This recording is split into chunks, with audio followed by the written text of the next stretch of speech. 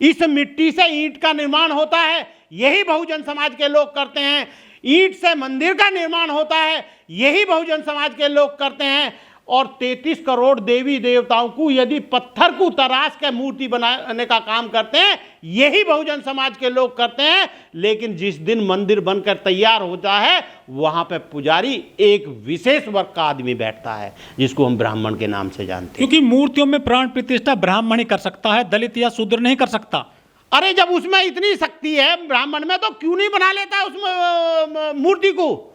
और तो और जब मंदिर बन के तैयार होता है, तो उसी गेट, उसके मेन गेट पे लिख दिया जाता है, शूद्रों को प्रवेश वर्जित है। कर्म के आधार पर जाति नहीं है। एक बात बताइए, जो विद्वान था इनके अकॉर्डिंग, जो विद्वान था वो पंडित होना चाहिए। तो मुझे आज ये बता दें, बाबा साहब भीमराव अंबेडकर से ज्यादा योग्य और पढ़ा लिखा आदमी कौन है आज भी भारत में? बता दें। उसको तो आज भी दलित की नजरों से देखा, प्रतिमा तोड़ी जाती है और प्रतिमा तोड़ी जाती है, खंडित की जाती हैं। तो कहाँ यहाँ बहन जो कर्मों के हिसाब से जो है आदमी को मान सम्मान मिलता? यहाँ केवल जाति के हिसाब से मान सम्मान मिलता है। एक 60 साल का बुजुर्ग भी 10 साल के 15 साल के ब्राह्मण के बेटे को सिराना छोड़ता है। पंडित जी बोलते हैं। हाँ, तो कहीं ना कहीं जो हमें वो जो सोच है वो बदलनी होगी। आप बदलेंगे या ब्राह्मण बदलेंगे? नहीं, हमें अपनी सोच बदलनी पड़ेगी। मतलब आपको ही बदलना है? हाँ, हमें अपने आप में बदलना है। और जाति फिर कौन खत्म करेगा? जाति, देखिए, यदि ये जाति को खत्म करने की बात करेंगे और जाति खत्म होंगी, तो ये तय है, ये सत्ता में नहीं आ पाएंगे। तो जाति से फायदा है इनको? हाँ, इन्होंने कहा कि वे अंग्रेजों ने यहाँ फूट डालो, राज करा फूट डाल के। लेकिन मैं इस बात को दावे के साथ कह सकता हूँ, इस देश के ब्राह्मण ने बहुजन समाज को 6743 जातियों में बांट के यहाँ पे बराबर हुक्मरान बना बैठा है। सन 1984 में 2 पागल सिखों ने इंदिरा को मार दिया, तो उसमें क्या पूरे सिख कौम गुनहगार थी? हैं? पूरे सिख कौम के कत्लेआम हुआ। और 2 मुस्लिम के बच्चे कहीं बम फोड़ देते हैं, तो यहाँ पे मुस्लिम समाज को आतंकवाद की नज़रों से देखा जाता है। और एक नाथूराम गौडसे ब्राह्मण ने एक महात्मा गांधी को गोली मारी। कितने का कत्लेआम हुए ब्राह्मणों के बता दें आप? ये कि स्पष्ट है कि भाई नाथूराम गौडसे ने महात्मा गांधी को गोली मारी। और देखिए, देशभक्त है सर गौडसे, उनकी पूजा होती है, मंदिर बन रहा है। ये एक विशेष वर्ग, यही तो यहाँ पे सोचने का विषय है। यहाँ पे जो गलत को गलत नहीं कहा जा रहा और सही को सही नहीं किया कहा जा रहा, जब ही तो गलत लोग आज सत्ता में विराजमान है।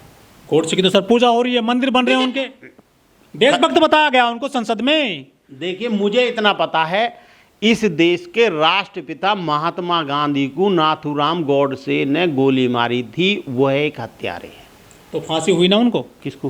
गौडसे को। तो पूजा क्यों कर रहे हैं? कौन लोग कर रहे हैं? क्यों जी?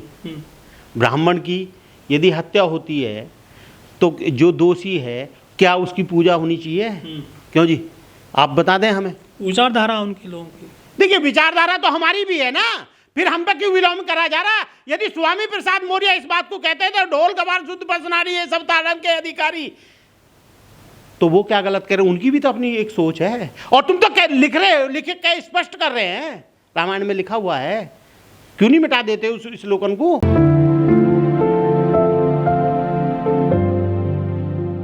देखिए, इसमें कोई शक नहीं है, मनुस्मृति में स्पष्ट है। और कहीं ना कहीं मनुस्मृति के अनुसार इस देश के अंदर वर्ण व्यवस्था थी।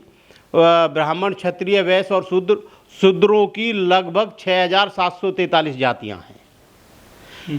तो वो जो देन है एक ब्राह्मण की है। जाति इस देश में जो है, एक जो देन है एक पंडित की है, इसमें कोई शक नहीं।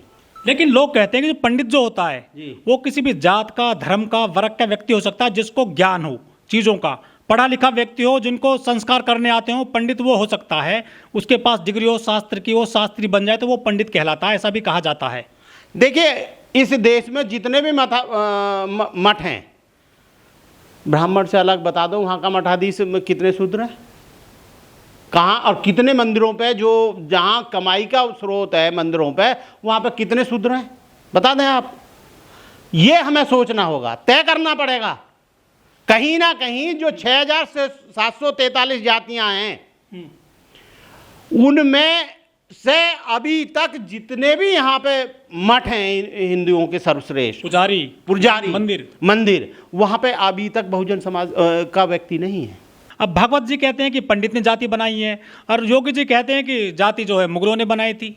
ये आपस में इनका कुछ टकराव कैसा चल रहा है? ये देखिए, यहाँ पे जब मुगल आए उससे पहले भी जातियाँ थी, और कहीं ना कहीं जो हमें, यदि हम पूर्व में जाएं तो हमें देखना पड़ेगा कि यहाँ मुगल पहले आए थे या मनुस्मृति पहले आई थी। तो योगी जी कैसे कह देते हैं कि जाति मुगल लेकर के आए थे यहाँ पर? ये देखिए, वो कह रहे हैं, उनकी अपनी थ्योरी है। ये यदि वो बात कह रहे हैं कि भाई मुगल यहाँ जाति लेकर आए हैं, ये व्यर्थ की बात है। इससे पहले भी एक पंडित इस देश में हुए थे, स्वामी दयानंद सरस्वती। उससे पहले एक ज्योतिराव फूले जी ने सत्य शोधक समाज की स्थापना की, और उसको काउंटर करने के लिए तो स्वामी दयानंद सरस्वती आए और उन्होंने आर्य समाज की स्थापना कर दी।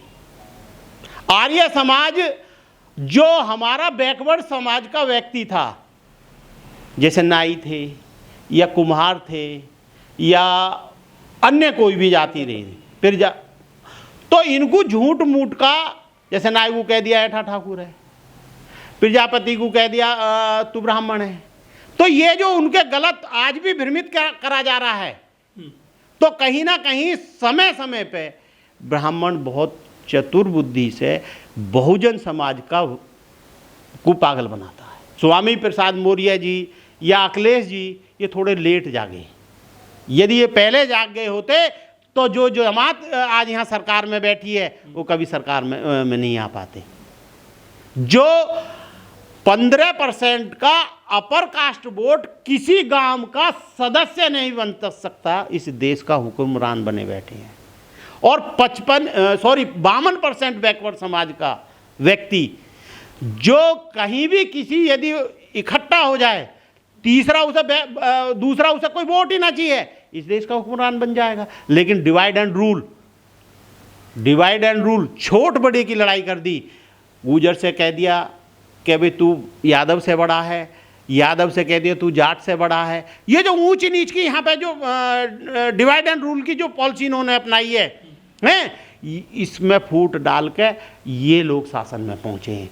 यहाँ पे विकास की राजनीति नहीं है, यहाँ पे धर्म की राजनीति है, यहाँ पे जात की राजनीति है।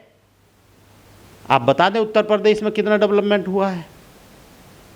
लेकिन जो बीजेपी के नेता वो तो कहते हैं कि जात के आधार पर राजनीति सपा कर रही है, बसपा कर रही है, कांग्रेस कर रही है। हम तो विकास की राजनीति करते हैं, हमको धर्म को मजबूत कर रहे हैं, राम मंदिर बना रहे हैं। वो देखिए, जब वो जात की राजनीति नहीं कर रहे हैं, जात की राजनीति नहीं कर रहे, तो फिर क्यों ये दलितों के घर में जाके खाने का ढोंग करते हैं?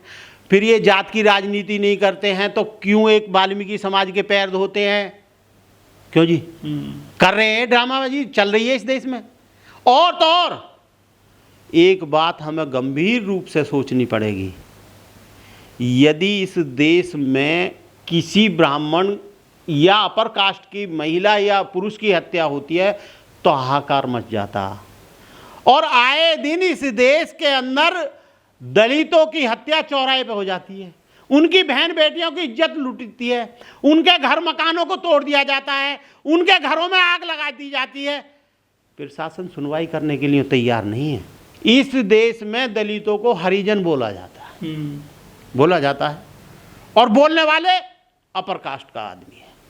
लेकिन गैर संवैधानिक वर्ड है वो। हाँ, बिल्कुल है। मैं अब देने वाला जो व्यक्ति है, ये हरिजन, हरि का मीन्स है भगवान और जन का मीन्स है औलाद। यदि हम भगवान की औलादें हैं तो जो हमें कह रहे हैं वो किसकी औलादें हैं वो भी हमें बता दें।